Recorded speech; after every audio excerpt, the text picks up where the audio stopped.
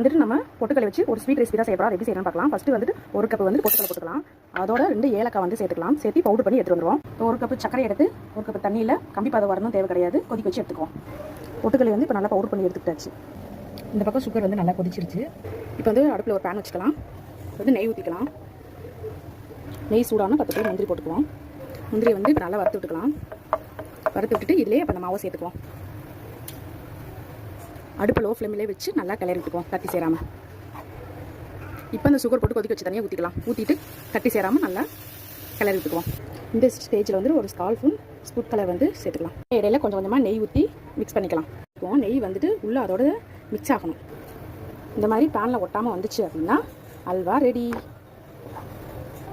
இங்கே பாருங்கள், கொஞ்சம் கூட பேனில் ஒட்டாமல் வருது. அப்போனா இது கரெக்டான பதம். எடுத்துடணும், ஆஃப் பண்ணிடணும் அடுப்பை.